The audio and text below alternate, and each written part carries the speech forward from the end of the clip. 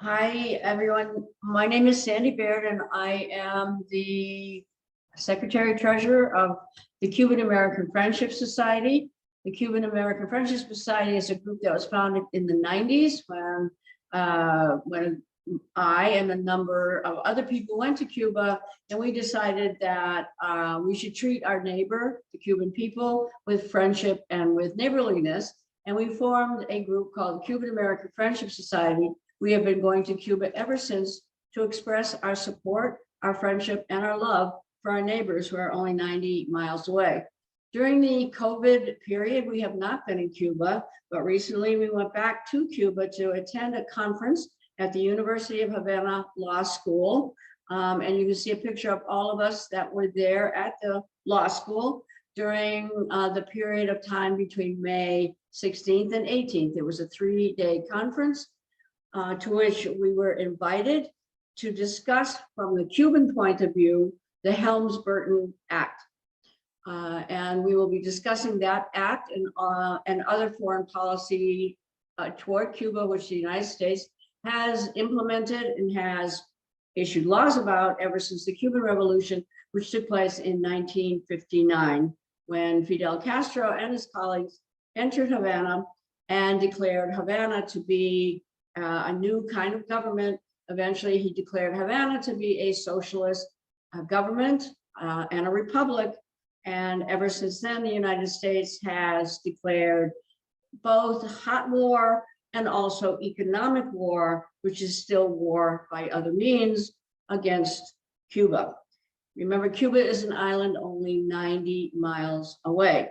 So we'll start tonight with a little clip of present foreign policy about Cuba enunciated by the senator from Florida, Marco Rubio, who is enunciated for years the foreign policy of the United States toward Cuba. Okay, maybe we'll show that. Yeah, here he is. Where is this? Do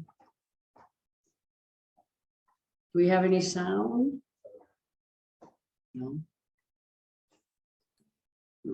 Tough standard is that's in the law. And then we can go back to the beginning. In the law, the codified embargo, it has a clause that automatically triggers the end of the embargo. You want to know what this tough standard is that's in the law? Free the political prisoners, free press, free and fair elections, multi-party elections. The regime does those three things, the embargo ends automatically. Automatically. There is no embargo on Cuba. There is an embargo on the Cuban regime, an embargo on the companies they own.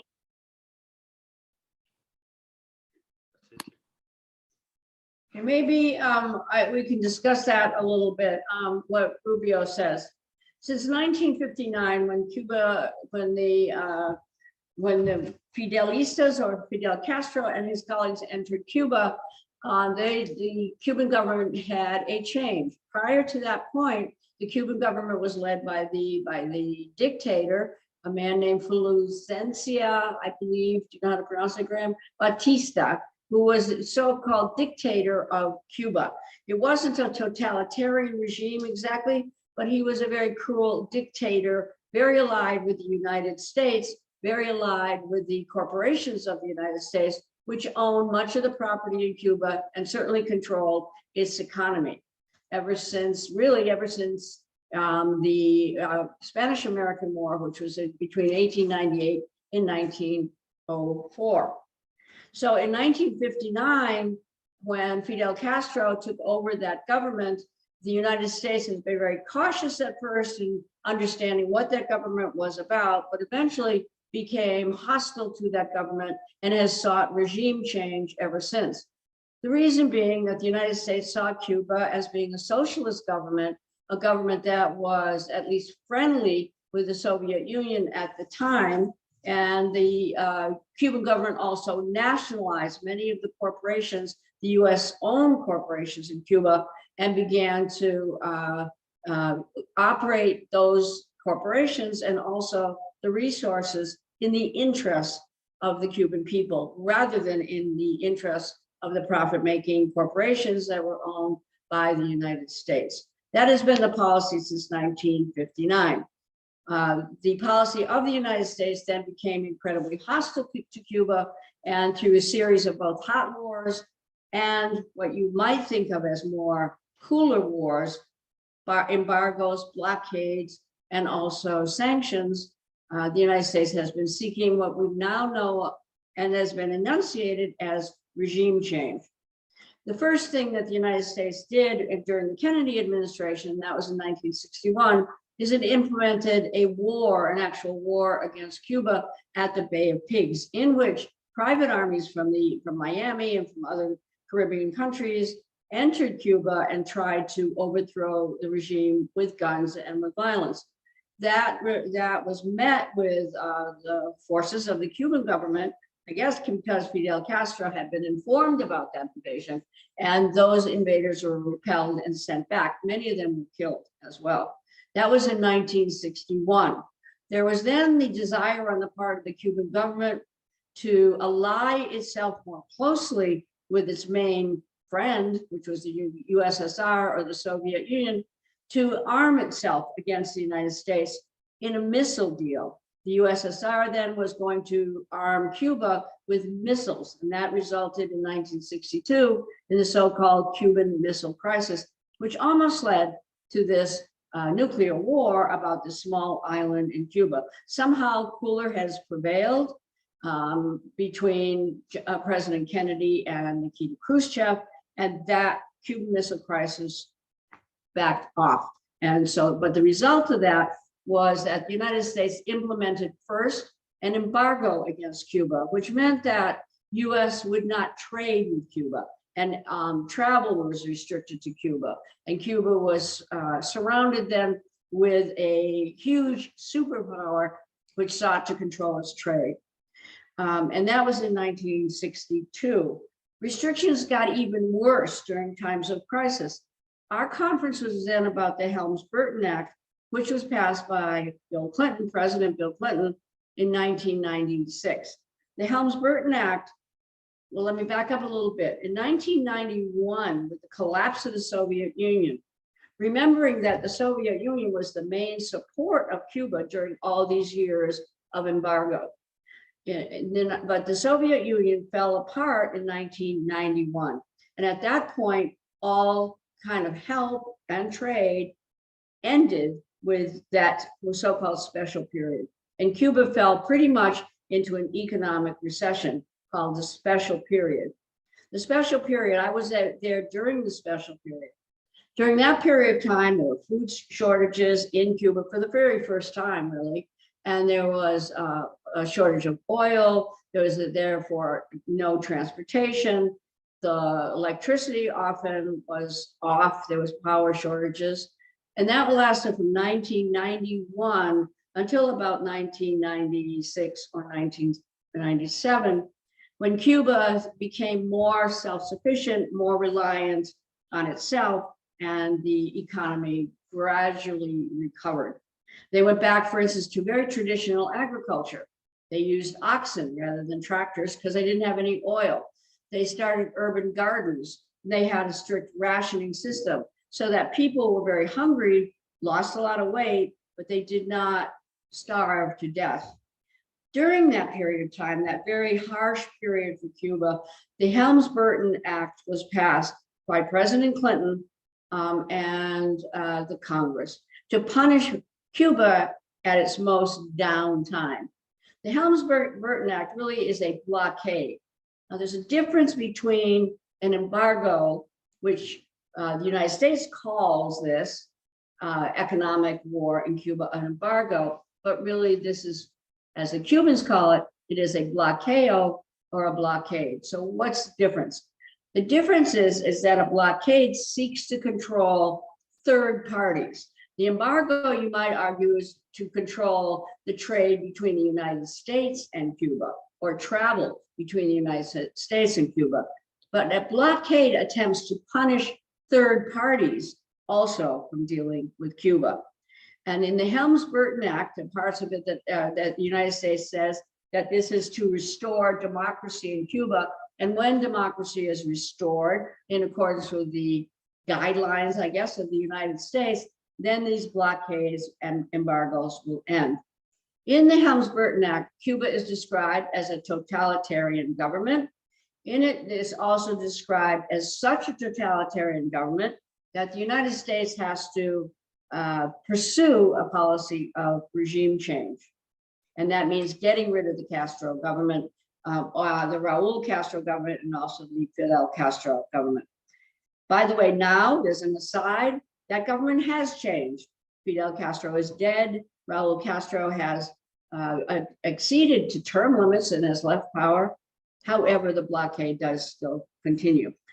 By third parties, I mean that the United States says if a third party, Italy or Spain or Canada, directly tries to deal with Cuba, for instance, putting up a hotel, then the United States will say to that third party, then you can't put up a hotel here in the United States. In other words, the blockade means that the United States will not open its markets to any third party that is now dealing with Cuba. And that's what the Helms-Burton Act strengthened during this very difficult time. The United States also has sought, for instance, a mandatory international embargo against the totalitarian Cuban government. And that is they're asking the UN to also impose an embargo and a blockade against the Cuban government. That has never been voted on in the UN, but that is the policy right now of the Cuban government. The Helms-Burton Act then was a seminar held at the University of Havana Law School, and the University of Law School invited first me and then a group of colleagues to attend the seminar at the University of Havana. We were very graciously greeted, even at the airport, I guess Peter Pavel was, right? Did you know that?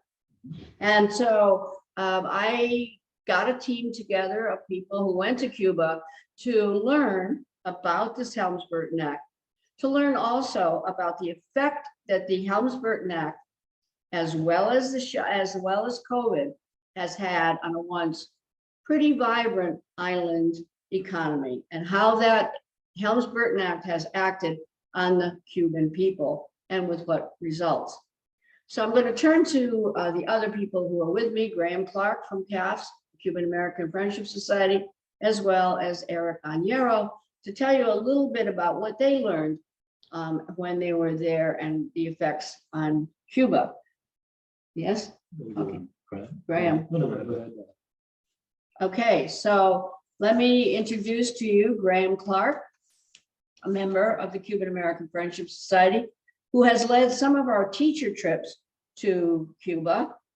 He's been there how many times? A couple, two? I was there in 1993, early in the special period, and then when we had a teacher trip to Havana in the spring of 2019. One of the things that and you were at the seminar too, right? yes, I attended the seminar for 2 out of the 3 days,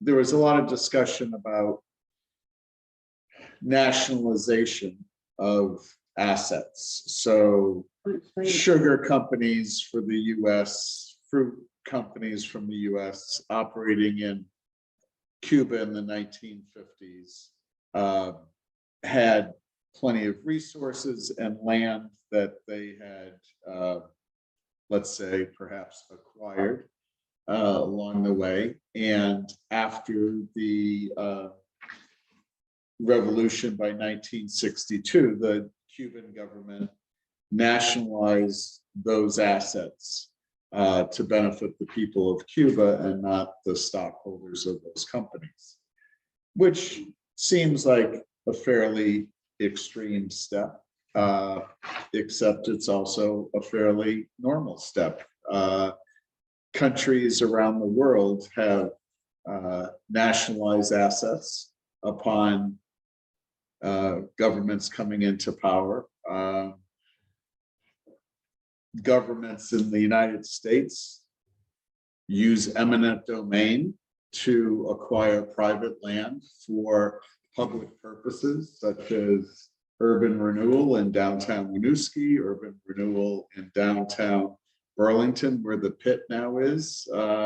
That was once a vibrant Jewish and Italian neighborhood. The Rotary in Winooski was a 75-year-old neighborhood that was leveled and for 30 years left vacant until finally some buildings started to happen. So the idea of governments within the United States acquiring private property through eminent domain, or governments throughout the world using the term not eminent domain, but nationalization, is not that unusual.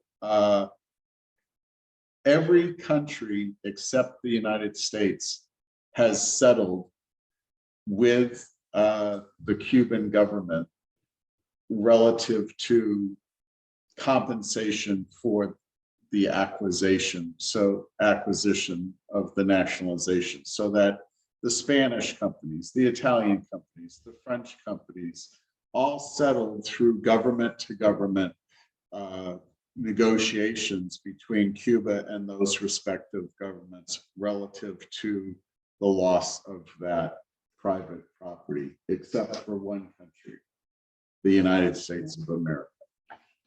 The sticking point there, as I understood it, and feel free to correct me, is that the United States of America will not negotiate the impact that the embargo has had economically over 60 plus years. So they're saying, hey, all things being equal, let's settle like the Spanish government did or the Italian government did for, say, DuPont company's loss of property in Varadero. Cuban government's response, this is being simplified, is, well, we haven't been impacted by an embargo by the Spanish or the Italians or the French. That's why we were able to settle. You also have to, the United States, be held accountable for the loss of revenue that you've inflicted upon our government as we negotiate for this exchange. So that was a takeaway that I learned. Mhm. However, ineptly, I might have explained it right then. That's a big question, though, between the United States and Cuba, as Graham described it. These companies were nationalized. Their assets were seized by the Cuban government. The reason for that is fairly simple. And that is that many countries, when they're in a revolutionary period of time, do nationalize property because they want to use their resources for their own people. That occurred in Iran. That has occurred in the Soviet Union. When a country believes that its resources, its oil, its sugar, its other resources should be used for the Nicaragua also should be used for the benefit of the people of that country and not for the profit of foreign-owned corporations. As Graham noted, though, there were compensations made to other countries, all of whom, by the way, have relations with Cuba. The only country that I know of that has an embargo and a blockade against this small island is the United States. All other countries deal with Cuba on a fair and humane basis and a business relationship, but not the United States. So you might wonder, why is that? Why does the United States consistently and for 60 years punish Cuba for simply exerting its own sovereignty to be a socialist country? And by the way, it is still a socialist country. I think that is what bugs the United States so much. However, that's up for discussion. But all other countries, and every year it comes up in the United Nations about the continuation of the embargo, the continuation of the blockade, when the United States asks for a vote on that in the UN. There's only 2 or 3 countries that vote with the United States. The United States, of course, Israel, and perhaps, I don't know, I think there are very small countries like Micronesia, maybe, that votes. Do you know? Anyway, but we have a third colleague who was with us in Cuba, Eric Añero, who is a citizen right now of the Ivory Coast. So he had rather a different, I think, take on the revolution. Yeah. I was very honored. I mean, for an African, as I told our friends in Cuba, for an African to be in Havana is like a Catholic devote going to Vatican, right? Right, that's what you said. Yeah, because Cuba has been for the African countries in their fight against the imperialist, forces, in their attempt to be, for some of them, non-aligned, and for most of them against the colonial powers, mainly European, backed by the main ally, the United States of America. Cuba has always been a big brother to all these countries. Cuba has helped, and people don't know it, have helped, the South Africans, ANC fight against the apartheid regime. Cuba has been in Angola. Cuba has been even helping Burkina Faso, with the revolution of Thomas Sankara. And Cuba has always sent, doctors, and then for Africans, it's cheaper to send the students to Cuba. I was very pleased to be there and realize how much, is the revolution entrenched in the people's mind.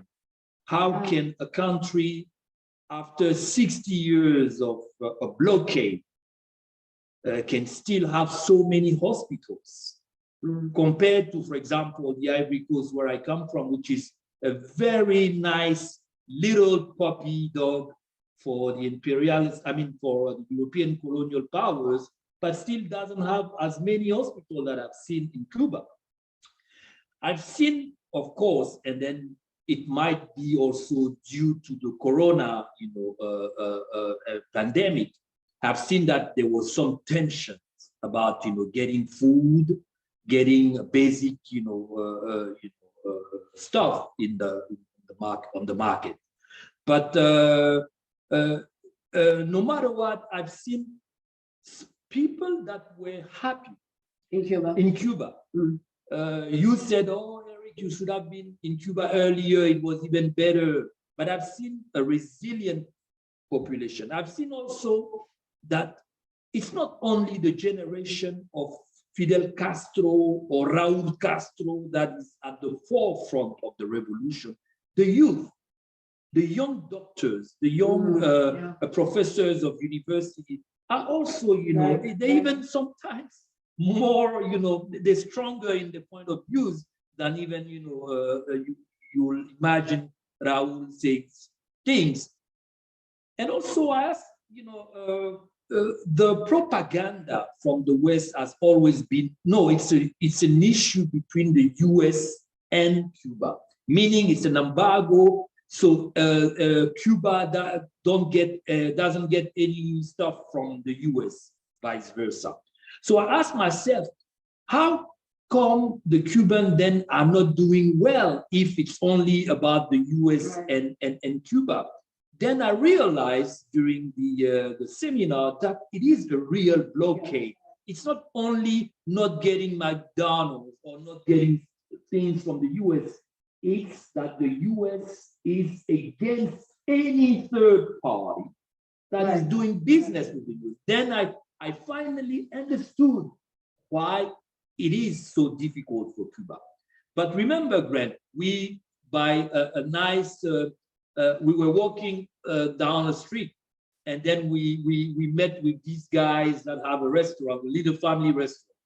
And one of the waiter over there is a student in economics. And then he told me, I said, listen, young man, why is it so difficult for you to, you said there's no tomato, there's no vegetables. I've seen arable land while I was, the plane was landing. I've seen that you can farm here in Cuba. He said, Eric, it's not that we don't want to farm. It's just that it's even cheaper today, due to the blockade, to import. From where though? From the rest of the world, a tomato rather than planting it, I said, how so? And he just said, the seeds, all the infrastructure, all the equipment, all the entrance that you need come from, of course, outside of the country.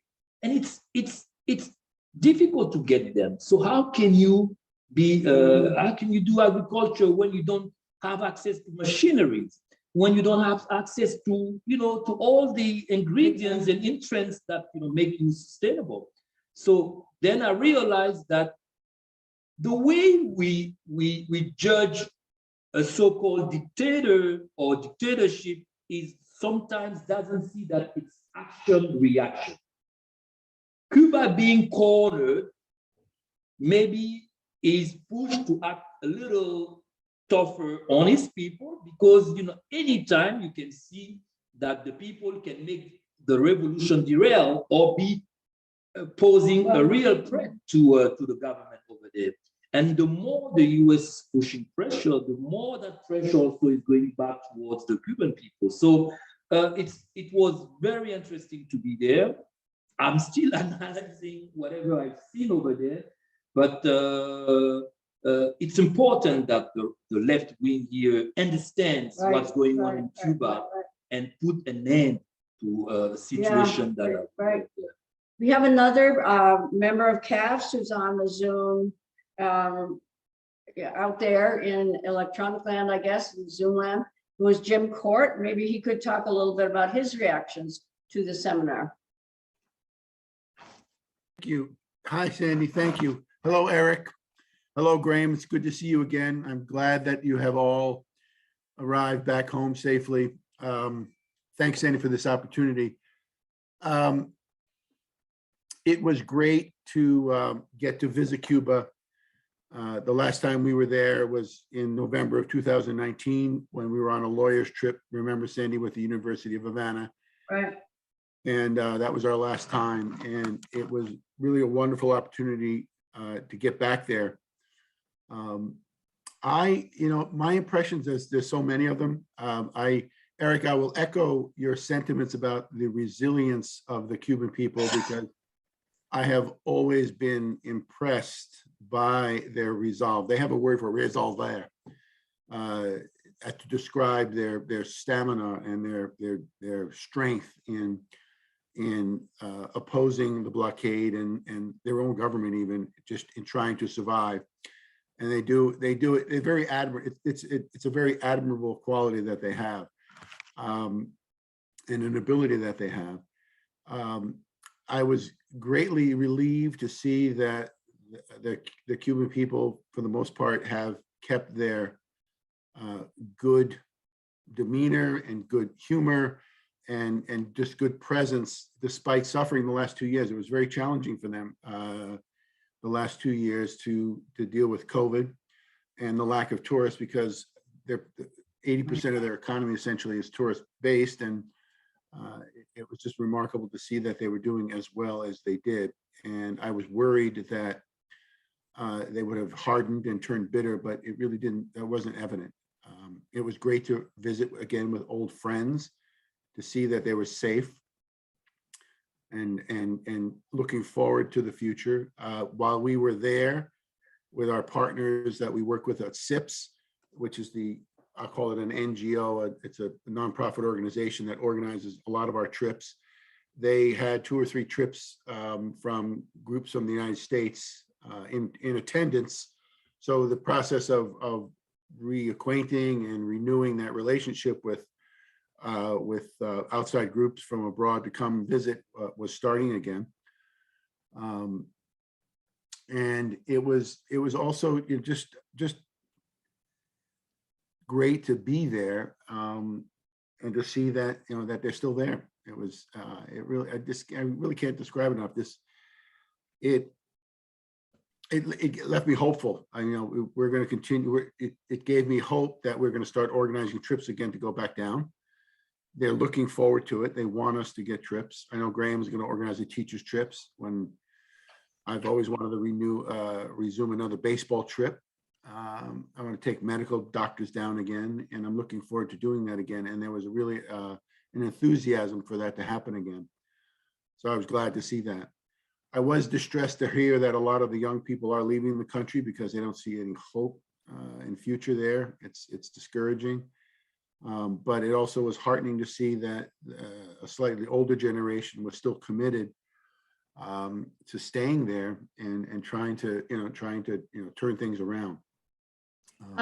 I could point out that what Jim says is absolutely accurate. Young people do want to leave Cuba. But if you look at who's leaving every country on earth, it seems, especially in Latin America, especially in the migration that's occurring on the Mexican border, the world is immiserated. The world is war torn. It is not only the Cubans who want to leave.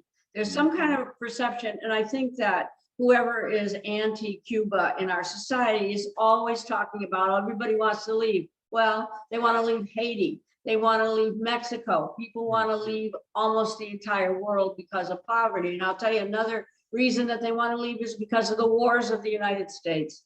And if the United States would be more peaceful, more neighborly toward Latin America and really toward the world, there'd be a lot less migration because of, I think, because of the violence of US foreign policy, a lot.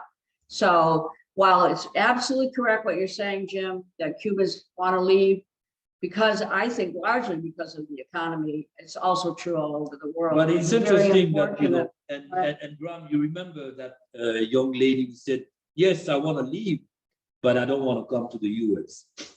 I probably Right, go and to, she was, yeah, that was because interesting, right? they understand what is at stake. It's like a war between the US and Cuba, but also the life that, you know, people might be looking for here in the US. It's not what she looks for. She doesn't want to be like miserable in a job where she has to work all the time, doesn't have a social life, where in Cuba, like maybe the belly is half full or half empty, but you still have La Fabrica del Arte, you still have arts in the neighborhood, you still have that joie de vivre in Cuba.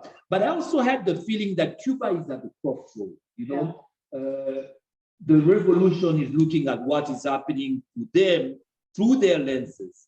But also, you know, other people are looking at it. I think, I felt it somehow, that Cuba also, some people also are questioning, you know, that hard line. You know, I had that discussion with you. You said, but it's Cuba that is suffering from the US. But I feel that, you know, within the Cuban society, there's now maybe a time, and I felt it, people are looking for a debate. I know that Marco Rubio has summarized the position of the US as such: free elections, a free press, freedom for the prisoners of war. So, political prisoners. So my question is, why that cannot be possible? Not to meet maybe the US halfway, but maybe meet, you know, those who are not in favor of the revolution. It's just a question that I'm. Yeah, well, I would hope Marco Rubio's in favor of free US elections as well. Me too. I mean, Maybe getting rid of the electoral. no, I mean, all these things sound good, and there are. We were only there for a short period of time, but the paradox is the confusion that, you know, rampant. Well, I was surprised the amount of food in the markets, although certainly less access to things than 3 years ago. Dairy products were very scarce. Right. Milk. And yet, you know, you and I were in that neighborhood nightclub with people streaming in and young. You know, I thought I was in New York City. So certainly a lot of young Cubans, like young people everywhere, are looking to get out of the country. And yet those 6 people we were talking with, they didn't even want remittances sent from the United States. It's like, that's my mom's money in Florida. She should keep it. I am surviving here. I'm getting by. I don't want my mother's help. But so the third major impact on the economy, in addition to COVID, which has certainly impacted economies everywhere, and the blockade, which is unique to Cuba, is for 2.5 years, 3 years, there was, until 2 weeks ago, extreme pressure by the United States not to allow remittances being sent back to Cuba, which almost every country in the world depends upon remittances from people who have left their country, sending money back to Haiti, to South Africa, to Ireland, to Italy, wherever they would be. So that finally was lifted. Can I say? But I was just struck by it. It's so hard to simplify anything about Cuba, much like it is the United States. You can't get baby powder on the shelf, formula. but we're, I want to say swimming in something water. about, there is dissent in Cuba, just like Eric said. There's quite a bit of dissent in Cuba. What he also said is also correct. There doesn't appear to be a free press. I don't know their access to Miami, for instance. They might have access to Miami. They have access to the internet to some degree. So I feel, and I've always felt, that the Cuban people are much more educated about us, the United States, than we are about them. We know nothing about Cuba. We know nothing about Cuban life. We know nothing about real Cuban culture in the United States. They know almost everything there is to know about us. Some of it not so pretty, I would also say.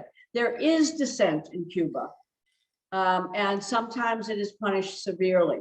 And it is right that the Cubans dissent from their government, and we should support everybody's right to dissent from their governments. Our job, though, as American citizens, which I constantly remind everybody that I can talk to, is to correct our government. That's my job. And so when I go to Cuba, sure, I see dissent, I see problems, particularly since this new government, in my mind, the government, the president is Canal Diaz, he's not charismatic. Who could not be kind of mesmerized by Fidel Castro? This guy's not like that.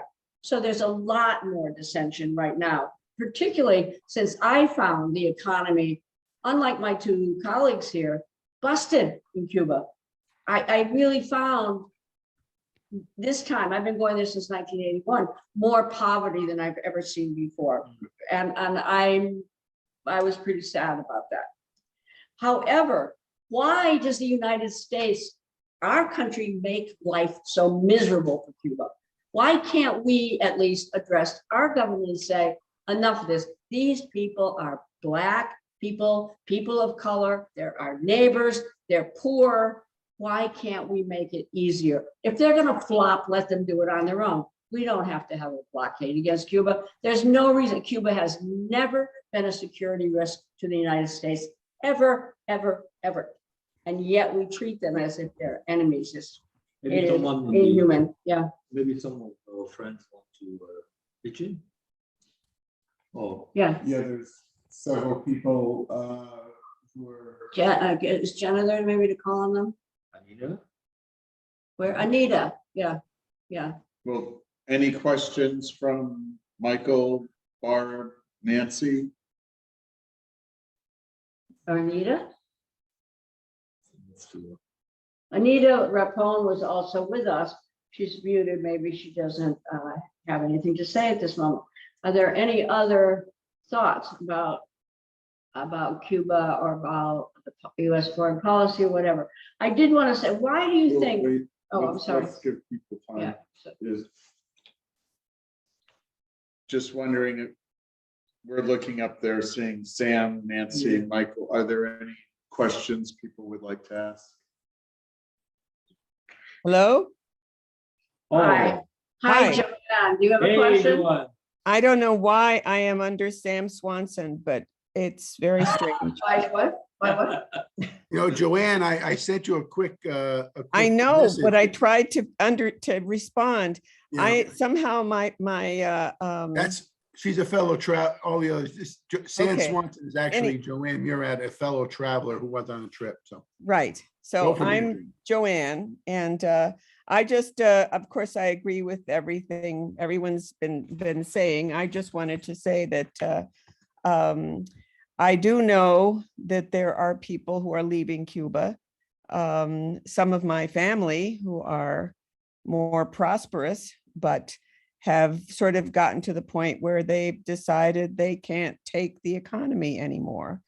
They don't want to leave for good. And a lot of people I hear are saying that they would like to be able to leave and then still come back and be in Cuba, hoping that things will begin to change after COVID restrictions.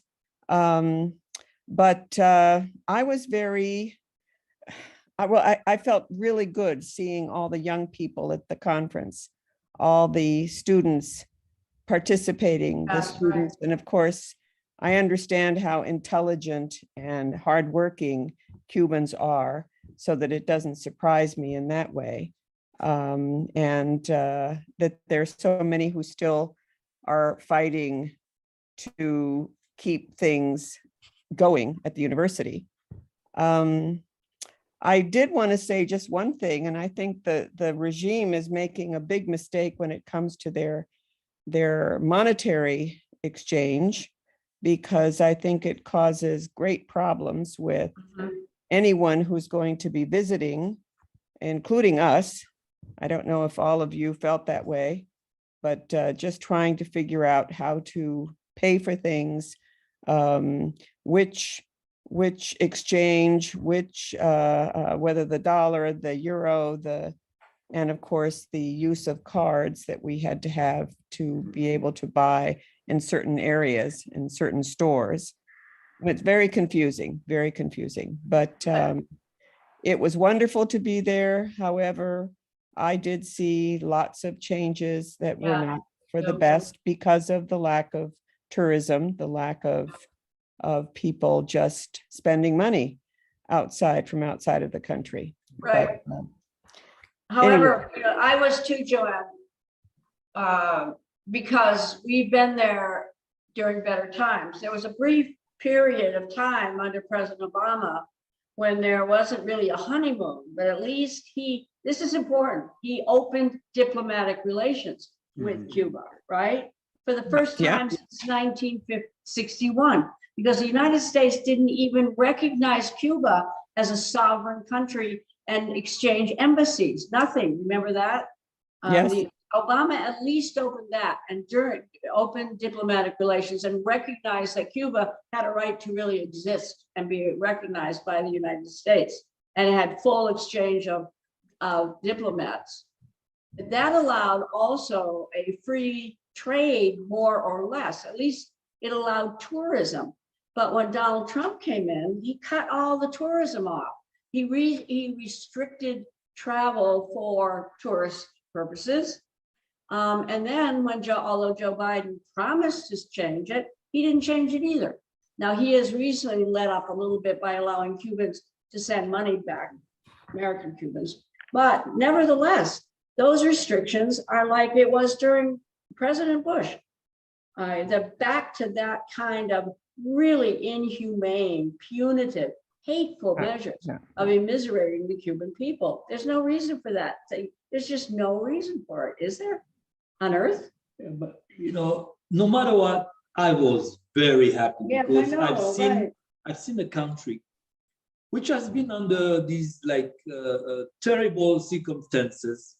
But you know, I've seen schools, I've seen hospitals. I haven't seen, homeless people. None, right? I haven't seen. I know that, and then it takes you to question what is being poor, what is having much. I have seen people that maybe live frugally, but are much more happy. I don't know. I need to ask them if the fact that they don't have access to 10 rolls of toilet paper in a second in the Walmart is something that they miss, or they would like, but yes, but probably. I feel like, and it's an example for Africans. who are blessed with so much resources, so much wealth under their feet, but don't do anything because they're still under either the influence of the European powers, or they don't do much about that. You've seen a country that are very less, but still sending doctors to Africa, still, having school for everybody. We went to schools that, the University of Havana is even the place where you have the most beautiful and most solid buildings than the rest of the country. It gives you an idea of where the priorities are.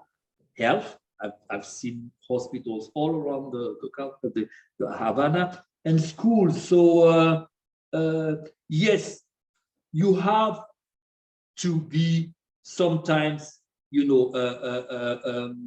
blocking. I mean, you have to be facing fiercely, the imperialist, powers, if you want to have the chance to develop yourself organically and sustainably. Okay. Yeah. I want to ask if anybody has a thought about this. Why does the United States singularly try to destroy Cuba? Why? This is a small island. I want to ask anybody, I have my own thoughts about it. Anyone else have any thoughts about, since 1961, the United States has sought to destroy Cuba? Why? Why? For the same reason that France so severely punished Haiti. Yeah, but why? For Right. Because of colonialism. Yeah. The idea that Eurocentric white supremacy over poor Black and brown people. It's not, why did the white English try to destroy the white Irish? They didn't even They see tried them to as destroy white. white Americans too. as you I recall. mean, colonial powers have thought a certain way for. Right. There's How about the Cubans in Miami? What about the Cubans in Miami? Exactly. I have another thought, but go ahead. My trip started in Little Havana. It's interesting because I'm writing a little carnet de route on this voyage to Cuba. It started in Little Havana, where I've seen another version. You liked it? Yeah, but it's interesting. All the people in Havana, they would like to be in real Havana because What do they say? with all the money that they have, with everything that they have in Miami, they don't have that. Esprit. That's esprit. So it's like two brothers, one in the US that is so proud, ashamed also to go ask for forgiveness over there. And then you have people in Cuba, they really like America. They love it. They Yes, love of it. course. Oh, Of no, course. so you can tell it. During the conference, they were looking at us because Oh, it was God, like, I know we it. had like, some kind of sign in front of us saying, Some kind of sign. No, Wait a minute, the we're US viewing delegation. The US Oh, my delegation. God. So, Right, I know. but anytime they were talking, they were looking at us like the way you look at someone who represents, or like the enemy you're talking about. But it wasn't too much of hatred. He was like, brother, you see, we're telling you this is why this is happening, but not like we want to kill you. You're not welcome here.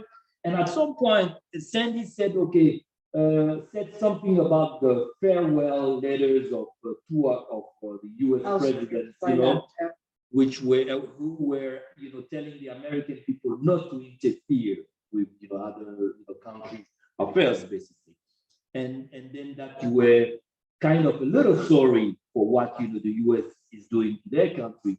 Then you saw that even the fierce fighter over there became so nice to you and said, thank you us for, you understand now why we suffered. Let me explain Let's Joanne also Okay, had raised yeah, that question. yeah. What about the Cubans in Miami? What did you mean by that, Joanna? What's your?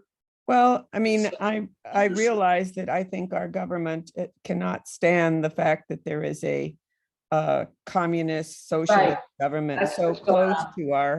to our country, and also that they have withstood the our belligerence all these years. I mean, it's 60 years of trying to undermine their system. And instead of trying to work through the people to decide whether they want to continue the regime, they've made it more steadfast. But I think that a lot of it is the incredible danger that these Cuban Americans pose to the political system in the US, that for some reason our politicians are so taken with these Cuban Americans and their political power that they kind of bow down to that. And I wonder, with each president that goes by, that goes back and forth, whether it's a lot of it is the Cuban Americans. I don't know. What do you think? Nancy wants to Okay, negotiate. Nancy? Like Nancy, Yeah. Nancy, unmute yourself, Nancy.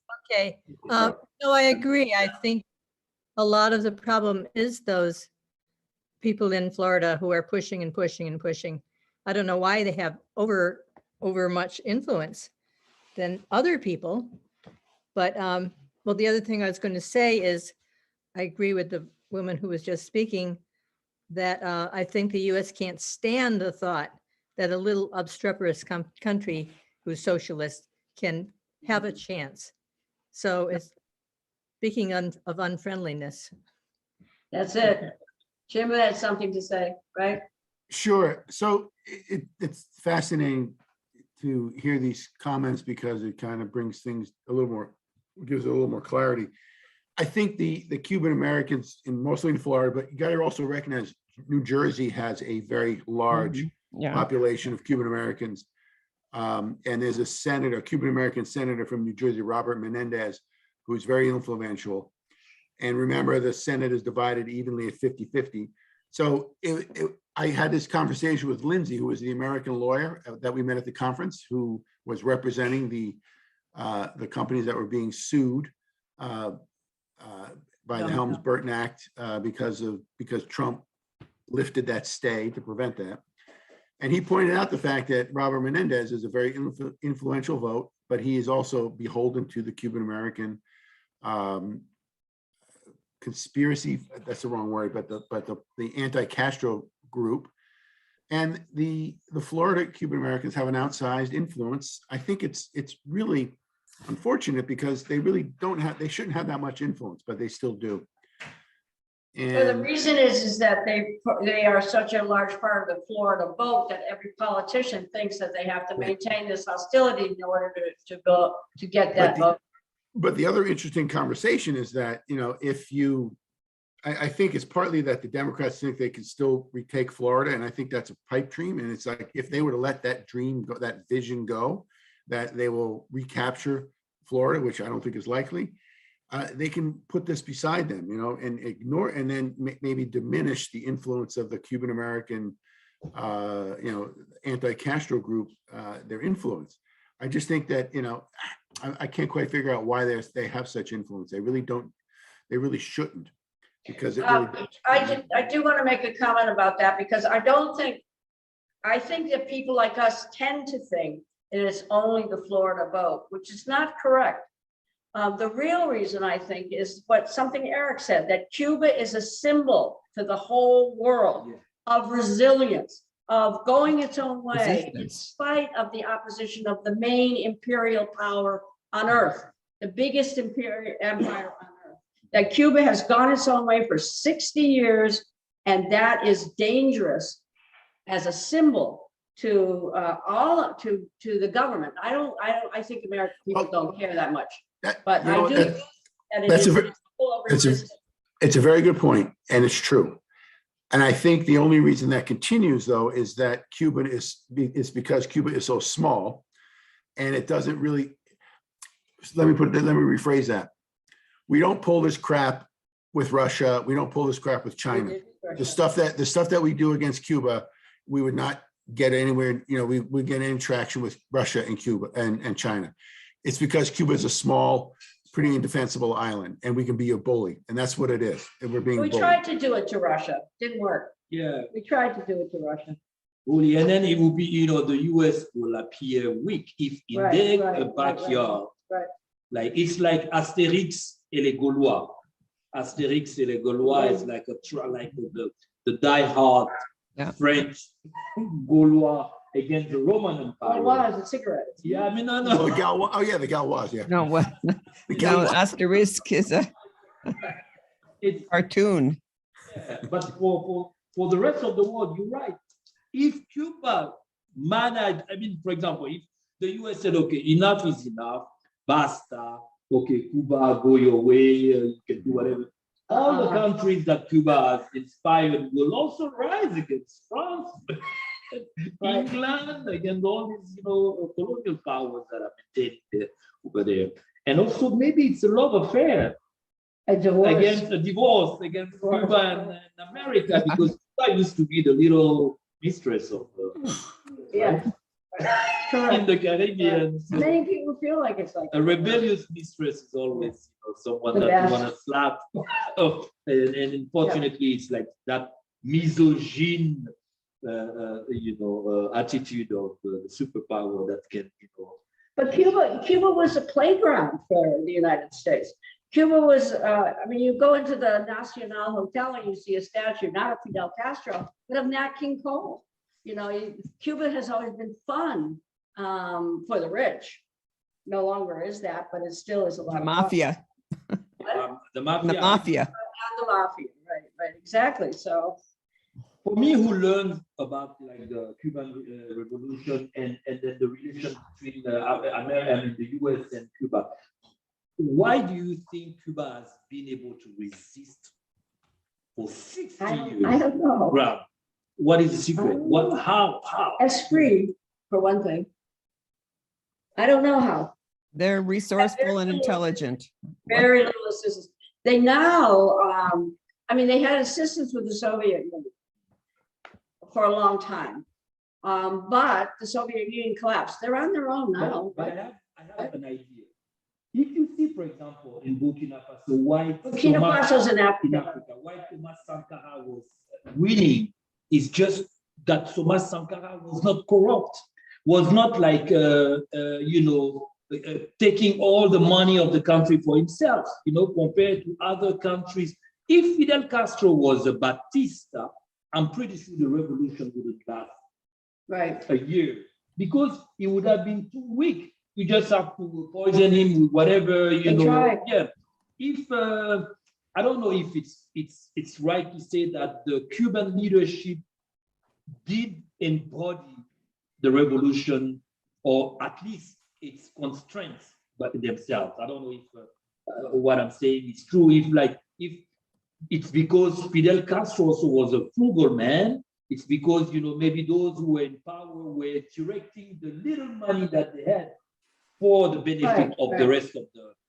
Most of the the revolutions in Africa didn't succeed because the revolutionary himself ends up taking all the money and corrupt the system. So the fruits itself die or rot. Compared to Cuba, where I've seen that I mean, it's an island. So if Fidel had like so much money hidden in the country, it would have been known, right? Well, I don't know how much corruption he's ever accused of. And I don't know, for instance, the present regime.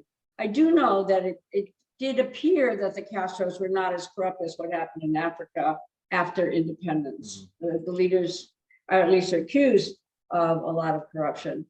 But I really think there's more to it than Florida. And I really almost insist on that.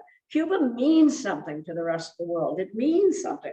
That's why, for instance, it's unclear where Cuba's going to be in the war with Ukraine, because Cuba has always gone its own way and it's always been assisted by Russia and now by China. It has been independent for a long time from the United States and punished by going its own way. And the Monroe Doctrine too.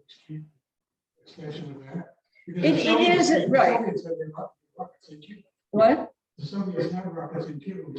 No, that's the Cuban Missile Crisis, yeah, yeah, right, right. Nancy, Yeah, Nancy, that's right. I just Yeah. wanted to add, if I can remember what I was going to say. Oh, I think Che Guevara was inspiring to many people. Yes, all in our t-shirts all over the world, I'm sure. Right, and I mean, he traveled around South America inspiring those countries. Yes, And when Right. Nicaragua was having success, we couldn't stand that either, the US. no, I know, but they still can't stand it, okay. There's, right now, Biden has declared a summit on the Americas, you all know that, right? And Yes, as always, and especially with the Organization of American States as well, Cuba is never invited to any of these Latin American conferences. So in the Summit of Americas, the United States, it's in Los Angeles, has declined to invite Cuba, Nicaragua, or Venezuela. But for the first time, the other Latin American countries have Mexico. said that they're not going to go, we're not going to go. And that was Mexico, a couple others today too, Honduras. What? We're going to stick with Cuba. So Latin America is, I think that given the world situation, the hopeful places are really in Latin America, Africa, and in, I don't know, parts of Asia, I guess. But mainly the third world seems to me to be on the rise in a new way. And that's inspiring, at least somewhat to me. And Cuba's always been inspiring to me. However, we have to end this blockade to give them a chance. That's really what I think. Are there other comments or thoughts? Grant mentioned the Monroe Doctrine too, right? Yeah.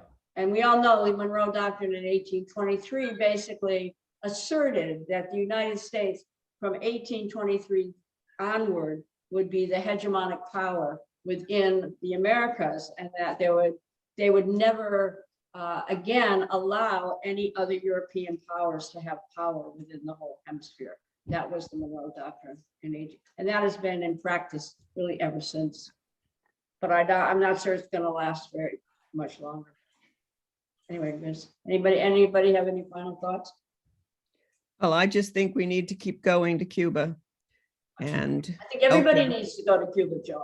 yes, that's the important thing, to help the people. Yes, and that's not even illegal. Remember that tourist travel right now is not allowed under US law. I mean, Cuba welcomes you, but under US law, you still have to have either a humanitarian purpose, an educational purpose, a religious purpose. You can go and start a church if you want, and if they want, but there are certain requirements that have to be met, but that the Cuban American Friendship Society will be continuing to take educational trips, and people who are interested in learning about Cuba to Cuba all of next year, starting maybe in the fall, right? yeah, I think also that it's important to also educate the Americans and the rest of the world, Cuba. I learned a lot. Now I know better, and I'm pretty sure if other people living in the US were, exposed to what I've seen, they would change maybe, or at least they will know what is going on. Because a lot of the people think that, the problem with Cuba is just that you're not allowed to buy a Cuban cigar or just not buy a rum.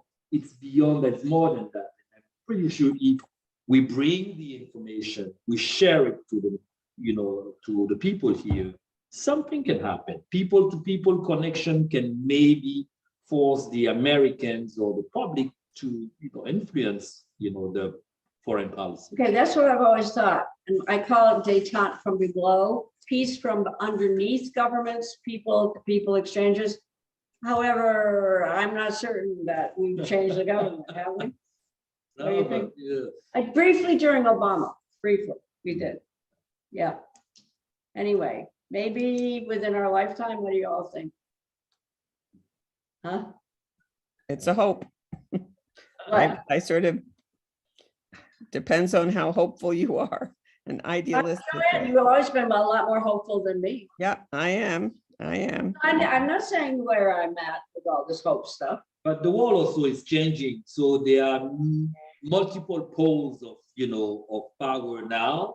Like, Iran is getting there. I mean, it's not that I'm pushing for Iran to be a nuclear power, but Right, Iran, the BRICS, Mhm. so the BRICS, oh yeah, yes, yes, Brazil, Russia, Russia. India. And so it's not, it's no more unipolar, world whereby the US can dictate whatever they want to the rest of the world. There's a worldwide change that could maybe also that Cuba can profit from, which is a new era, with connection to other countries. And that new era might mean that the United States is on the not on the rise in power, I think. Those nations which Eric was mentioning is Brazil, Russia, India, South Africa, China, China. And that seems to be a brand new alliance that's growing in the world, which is essentially going to be a very powerful alliance, put it that way. So as Grant noted, the presidents of El Salvador, Honduras, and Guatemala have joined the president of Mexico to, they will have representation there, but those presidents are not going to attend the Summit of the Americas In due to solidarity. the exclusion of Venezuela, Nicaragua, and Cuba. Yeah. So that's notable. That's notable. That is That's notable. notable. Especially when it comes from Mexico. Yes, right, right. Central Yeah, Central What? America. America. Right, right. So the US ain't got no teeth.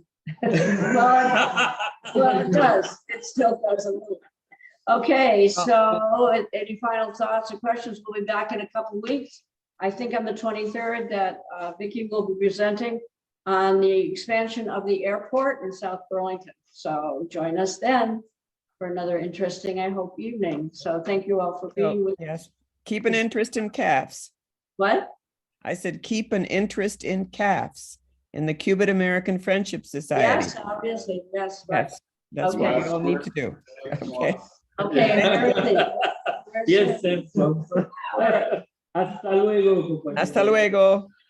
Bye.